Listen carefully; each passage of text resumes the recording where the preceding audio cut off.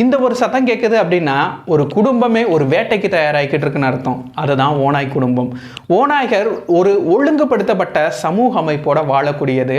இது என்ன சமூக அமைப்பு அப்படிங்கிறத பற்றியும், ஓநாயினுடைய முழு வாழ்வியலையும், பல சுவாரஸ்யமான தகவல்களையும், அது மட்டும் இல்லை ஓநாய்கள் கிட்டேருந்து நாய்கள் நம்மக்கிட்ட எப்படி வந்துச்சு அப்படிங்கிறதையும், ஓநாய்கள்னால ஒரு பைசனை வெல்ல முடியுமா, வென்று வேட்டையாட முடியுமா அப்படிங்கிறத பற்றியும் இன்றைக்கி முழுவதுமாக பார்த்துடலாம்.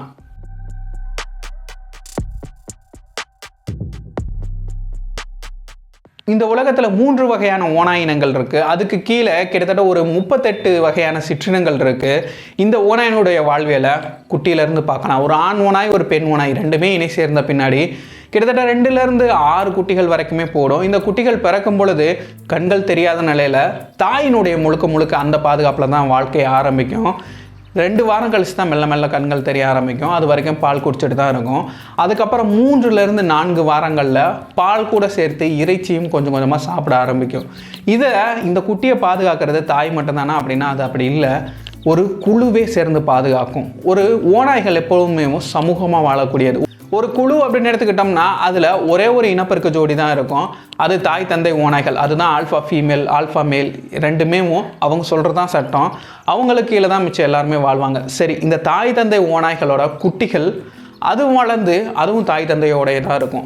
அடுத்து இந்த தாய் தந்தை அடுத்த குட்டிகளை போடும்ல, அதையும் சேர்த்து எல்லாரும் சேர்த்து ஒன்றா வளர்ப்பாங்க. இப்படி அடுத்தடுத்த குட்டிகளையும் இதுக்கு முன்னாடி பிறந்த குட்டிகள் எல்லாருமே ஒன்று சேர்ந்து வளர்த்து ஒரே இடத்துல வேட்டையாடி சமூக அமைப்போட வாழக்கூடியது. இதுதான் இவங்களோட குழுவாக வாழக்கூடியது.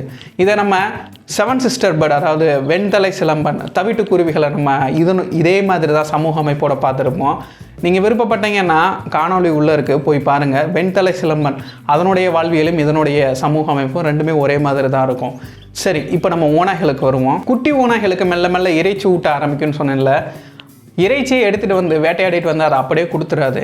அங்கே இருக்கக்கூடிய இறைச்சியை எல்லாருமே சாப்பிட்ருவாங்க. சாப்பிட்ட பின்னாடி அவங்க வீட்டுக்கு வந்த பின்னாடி இந்த குட்டிகள் மெல்ல மெல்ல போய் அதனுடைய அம்மா அப்பானாலும் சரி, அதனுடைய உறவினர்கள், அதுக்கு முன்னாடி பிறந்த அந்த குட்டிகளையும் சரி மேலே ஏறி நக்கி அதனுடைய பாசத்தை வெளிப்படுத்தும். அப்படி பாசத்தை வெளிப்படுத்தும் பொழுது ஒவ்வொரு ஓநாய்களுமேவும் தான் சாப்பிட்ட உணவை மறுபடியும் வாந்தி மாதிரி வெளியே எடுத்து அதுக்கு கொடுக்கும். இந்த மாதிரி கொடுக்கறனால இந்த குட்டிகளுக்கு ரொம்பவே நல்லது. ஏன் அப்படின்னா பாதி செரிக்கப்பட்ட உணவாக இருக்கும். அதனால் இந்த குட்டிகள்னால எளிமையாகவே அதை செரிக்க முடியும்.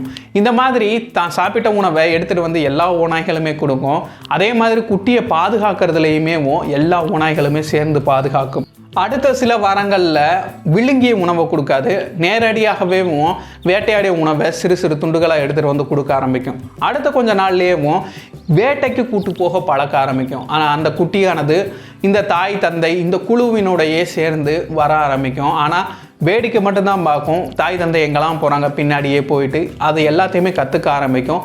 வேட்டையில் பங்கு பெறாது, வேடிக்கை மட்டும் பார்க்கும். ஒரு 6 மாதத்துக்கு அப்புறம் தான் அது வேட்டையிலே பங்கு பெற ஆரம்பிக்கணும்.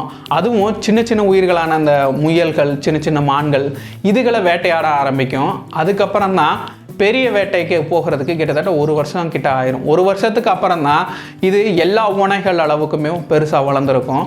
அதுக்கப்புறம் தான் இது முழுக்க குழுவில் இணைஞ்சு பெரிய வேட்டைகளையுமே வீழ்த்தக்கூடியவர்கள் ஆவாங்க. சரி, இப்போது ஒரு வேட்டை நடக்குது அப்படின்னா அங்கே உணவு பங்கீடு அப்படிங்கிறது எப்படி இருக்கும் அப்படின்னா, இது ஒரு சுவாரஸ்யமான பகுதி ஓநாய்களோட வாழ்வியல்ல. அதாவது ஒரு வேட்டை நடக்குது, அதில் ஒரு ஓநாய் அதிக அளவு பங்காற்றி வேட்டை முடிச்சிருச்சு அப்படின்னா அந்த ஓநாய் தான் அதிக அளவு சாப்பிடும் அப்படின்னு கிடையாது. இங்கே ஒரு ஒழுங்கு முறைப்படி சாப்பிடுவாங்க. எப்படின்னா முதல்ல ஆல்ஃபா மேல், ஆல்ஃபா ஃபீமேல், அதாவது அந்த இனப்பெருக்க ஜோடி இருக்குல்ல, அந்த இனப்பெருக்க ஜோடி தான் அதிக அளவு உணவு எடுத்துப்பாங்க. ஏன்னா அவங்க தான் முழுக்க குழுவை நிர்வகிக்கிறவங்க. இந்த சமூக அமைப்போட வாழ்கிறதுக்கு அவங்க சொல்கிறது மட்டும்தான் நடக்கும். எப்படி வேட்டையாடுறது, எங்கே போய் வேட்டையாடுறது, எந்த நேரத்தில் வேட்டையாடுறது, எந்த இடத்துல நம்ம தங்குறது அப்படின்ற எல்லாத்தையுமே அவங்க தான் முடிவு பண்ணுவாங்க. அதனால் அவங்களுடைய உடல் வலிமைன்றது முக்கியம். அதனால் அவர்களுக்கு தான் உணவின் முன்னுரிமை. அதுக்கப்புறம் சின்ன சின்ன குட்டிகளுக்கு அடுத்த உணவு வழங்கப்படும். ஏன்னா அவர்களுக்கு அதிகமான புரதங்கள் தேவை. அதனால் அடுத்த நிலை குட்டிகளுக்கு அந்த உணவெல்லாம் வழங்கப்படும். அதன் பின்னாடி தான் இந்த இனப்பெருக்க ஜோடிகளுக்கு அதுக்கு கீழே இருக்கிற வயது முதிர்ந்த ஓநாய்களுக்கு அடுத்த உணவு அளிக்கப்படும். அதுக்கப்புறம் அதுக்கு கீழே இருக்கிற ஓநாய்களுக்கு உணவளிக்கப்படும். இந்த மாதிரி ஓநாய்கள் ஒவ்வொன்றுமே தரம் பிரித்து ஒவ்வொருத்தவங்க அந்த தகுதிக்கு தகுந்தாப்பில் அடுத்தடுத்துன்னு சொல்லி உணவு எடுத்துப்பாங்க.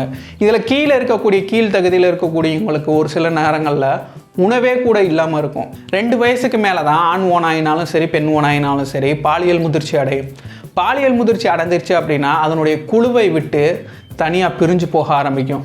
எல்லா ஓநாய்களுமே பிரிஞ்சு போயிடாது. கிட்டத்தட்ட ஒரு 70-80% ஓநாய்கள் தனியாக பிரிஞ்சு போய் வாழ ஆரம்பிக்கும். அதுவும் அந்த தனியாக பிரிஞ்சு போகுதில்ல அந்த ஓநாய்கள்லாம் அதிக அளவு மனோதிடம் உடையதாக இருக்கும். ஒரு ஆதிக்க மனப்பான்மையோடு இருக்கக்கூடிய அந்த ஓநாய்கள் தான் தாயை விட்டு இந்த மாதிரி பிரிஞ்சு போய் புது வாழ்க்கையை தேடி போகும். ஒரு சில ஓநாய்கள் 20-30% ஓநாய்கள் இந்த தாயினுடையவும் இந்த தாய் தந்தை இந்த குழுவினுடைய தன்னுடைய வாழ்நாள் முழுவதும் இங்கேயே தான் இருக்கும். ஆனால் இதுக்கு இனப்பெருக்க வாய்ப்புன்றது கிடையவே கிடையாது. அப்போ முழுவதுமாக வாழ்நாள் முழுவதும் இனப்பெருக்கம் செய்ய வாய்ப்பே இல்லையானா அது அப்படி இல்லை. என்ன அப்படின்னா ஒரு ஆல்ஃபா மேல் ஒரு ஆல்ஃபா ஃபீமேல் இதில் 2ல் ஏதாவது ஒன்று இறந்து போச்சுனாலும் சரி அடுத்து இந்த குட்டிகள் தான் அதனுடைய இனப்பெருக்க ஜோடியாக சேர்ந்து இது ஒரு ஆல்ஃபா மேலோ இல்லாட்டி ஆல்ஃபா ஃபீமேலாவோ மாறுவாங்க. சரி, இப்போ தனியாக வருதில்ல ஒரு 70% மேலே ஓநாய்கள்லாம் பிரிஞ்சு தனியாக வந்துடுதில்ல, இவர்களுடைய வாழ்க்கை ரொம்பவே அபாயகரமானது. ஆனால் அந்த அளவுக்கு மனதிடம் இருக்கக்கூடிய ஓநாய்கள் தான் இந்த மாதிரி தனியாக பிரிஞ்சு வரும். சரி, இப்போது இது பிரிஞ்சு வந்துருச்சு அப்படின்னா கிட்டத்தட்ட ஒரு 100கணக்கான மைல் தூரங்கள் தனியாக நடந்து போக ஆரம்பிக்கும்.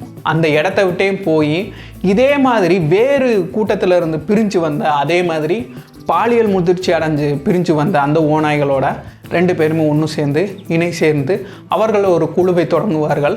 அப்போது அந்த இடத்துக்கு அவங்க தான் ஆல்ஃபா மேல் ஆல்ஃபா ஃபீமேலாக இருப்பாங்க. இப்படி தான் ஓநாய்களோட வாழ்வியல் இருக்குது. கிட்டத்தட்ட ஒரு 6 வருஷத்துலேருந்து 8 வருஷங்கள் வரைக்கும் கூட வாழக்கூடியவர்கள் தான் ஓநாய்கள். சரி, ஒரு பைசனை ஓநாய் வேட்டையாடிடுமா அப்படின்ற அந்த பகுதிக்கு வருவோம். நிச்சயமாக ஒரு பைசனை வேட்டையாடுற அளவுக்கு ஓநாய்க்கு திறமையே கிடையாது. திறமைன்ற முழு பலமும் கிடையவே கிடையாது. ஏன் அப்படின்னா இப்போ பைசனை எடுத்துக்கிட்டோம்னா அமெரிக்க பைசன் அதை எடுத்துக்கிட்டோம் அப்படின்னா 700-800 கிலோ வரைக்கும் கூட எடை இருக்கும். நம்ம ஓநாய்கள் எடுத்துக்கிட்டோம்னா 35-40, 50 கிலோ அந்த அளவுக்கு தான் எடை இருக்கும். ஆனால் ஓநாய் தன்னுடைய முழு பலத்தை காட்டணும் அப்படின்னா அதனுடைய பலமே ஒற்றுமை மட்டும்தான். முதல்ல அது ஒலி எழுப்ப ஆரம்பிக்கும், இங்கே உணவு கூட்டம் இருக்குது அப்படின்னு. இந்த ஒலியானது கிட்டத்தட்ட 10 கிலோமீட்டர் அளவு கூட கேட்கக்கூடியது. இதை மனுஷங்களோட ஒப்பீடு பண்ணால் நம்மளுக்கு கொஞ்சம் எளிமையாக புரியும். ஒரு மனுஷன் வெறி கொண்டு கத்துனான்னா கிட்டத்தட்ட ஒரு 1 கிலோமீட்டர் அளவுக்கு தான் கேட்கும். ஆனால் ஒரு ஓநாய் கத்துச்சு அப்படின்னா 10 கிலோமீட்டர் அளவு கூட கேட்கும். ஓநாயினுடைய இந்த சத்தத்தை கேட்டு அவர்களுடைய உறுப்பினர்கள் கொஞ்ச நேரத்தில் அந்த இடத்துக்கு வந்துடுவாங்க. இந்த பைசனுமே ஒரு சமூக அமைப்போட தான் வாழக்கூடியது, அதிக அளவு கூட்டமாக தான் இருக்கும். இந்த மாதிரி பார்த்தோன்னே போய் வேட்டையாடலாம் போயிட மாட்டாங்க. இப்போது அந்த கூட்டத்தில் யார் ரொம்பவே பலவீனமானவர்கள்னு பார்க்கும். ஏதாவது குட்டிகள் இருக்கா, அப்படி இல்லையா ஏதாவது வயது முதிர்ந்த அந்த காட்டு மாடுகள் இருக்கா, அப்படி இல்லையா வேறு ஏதாவது நோயுற்ற இல்லாட்டி காயங்கள் அடிபட்ட இந்த மாதிரி மாடுகள் இருக்கான்னு தான் பார்க்கும். அதை குறி வச்ச பின்னாடி நோட்டமிடும். அதுக்கப்புறம் இந்த ஆல்ஃபா மேல் ஆல்ஃபா ஃபீமேல் 2 பேரும் சேர்ந்து இவர்களை இப்படி வேட்டையாடுவோன்னு சொல்லி அவங்க ஒரு வியூகம் வகுப்பாங்க. எப்போவுமே எந்த விலங்குனாலும் வேட்டையாடுறதுக்கு முதல்ல அவங்கள துரத்த பார்ப்பாங்க. ஏன் அப்படின்னா இப்போது ஓநாய்கள்னால் அதிக அளவுக்கு ரொம்ப தூரத்துக்கு தொடர்ந்து ஓட முடியும். 15-20 கிலோமீட்டர் அளவுக்கு கூட தொடர்ந்து ஓடக்கூடியவர்கள் ஓநாய்கள். அப்போது இவர்கள் வேட்டையாட வேண்டிய இந்த பைசன் கூட்டத்தை கொஞ்சம் கொஞ்சமாக உள்ளே வந்து சுற்றி விட்டு ஓட விட ஆரம்பிக்கும். இப்போது இந்த பைசன் கூட்டம் அப்படியே ஓட ஆரம்பிச்சிச்சு அப்படின்னா ரொம்ப தூரத்துக்கு துரத்துக்கிட்டே இருக்கும். அப்போது ஒரு கட்டத்தில் இந்த பைசன் இந்த காட்டு மாடுகள்னால ஓட முடியாமல் பலவீனமான அந்த மாடுகள்லாமே கொஞ்சம் பின்தங்க ஆரம்பிக்கும். அப்புறம் தான் இந்த ஓநாய்கள் கொஞ்சம் கொஞ்சமாக வேட்டையாட ஆரம்பிக்கும். இப்போது ஒரு வேட்டை நடக்குது அப்படின்னா எல்லா ஓநாய்களுமே போய் கடிச்சிடாது. அந்த ஓநாய்களில் ஒவ்வொரு ஓநாய்களுக்குமே ஒவ்வொரு பொறுப்புகள் இருக்கும். அதை வகுத்து கொடுக்குறதே இந்த ஆல்ஃபா மேல் ஆல்ஃபா ஃபீமேல் தான். ஒவ்வொரு ஓநாய்கள்கிட்டையும் ஒருத்தவங்களை துரத்துறதுக்கு மட்டும், ஒருத்தவங்களை கடிக்கிறதுக்கு மட்டும், அவங்கள கூட்டத்தை பிரித்து விடுறதுக்கு மட்டும், ஒருத்தவங்களை சுற்று போடுறதுக்கு மட்டும் அப்படின்னு சொல்லி ஒவ்வொரு ஓநாய்களுக்குமே அதில் ஒவ்வொரு வேலை இருக்கும். இந்த மாதிரி முழுக்க திட்டமிட்டு ஒரு வேட்டையாடக்கூடிய அந்த விலங்கை பின்தங்க வச்சு அவர்களுடைய கால் பகுதியில் கடிக்க ஆரம்பிப்பாங்க. ஒரு பைசனானது அதனுடைய எடை கொண்டு மெதுவாக மிதிச்சினாலே போதும் ஓநாய்களுக்கு எலும்பு முறிவு ஏற்பட்டு பலத்த காயமுற வாய்ப்பு இருக்குது. ஆனாலுமே அந்த பைசனை அதிக தூரம் துரத்தி அவர்களை களைப்படைய செய்து மெல்ல மெல்ல வேட்டையாட ஆரம்பிக்கும். அப்படியே இருந்தாலுமே பைசனு அவ்வளோ சீக்கிரம்லாம் இவர்களை விட்டுறாது. முட்டி தூக்கலாம் ஆரம்பிச்சுன்னா ஓநாய்கள் இறந்து போயிடும். ஒரு பைசனை வேட்டையாடணும் அப்படின்னா நிச்சயம் இந்த ஓநாய்கள் அதை கீழே விழுக வச்சா மட்டும்தான் அது சாத்தியப்படும்.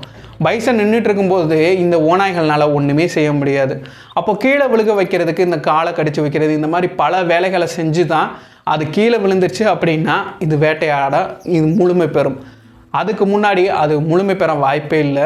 இப்படி ஒற்றுமையாக இருக்கிறனால பைசனை கூட வேட்டையாடக்கூடிய தகுதி இந்த ஓநாய்களுக்கு இருக்கத்தான் செய்யுது. அது மட்டும் இல்லை, பொதுவாகவே எடுத்துக்கிட்டால் இந்த ஓநாய்களோட வேட்டையாடும் வெற்றியின் சதவீதம் ரொம்பவே கம்மி தான். 20% அளவுக்கு தான். இப்போ ஒரு 10 வேட்டையாடுது அப்படின்னா அதில் 2 அளவுக்கு மட்டும்தான் வெற்றி விடும், 8 தோல்விகள் அடையும்.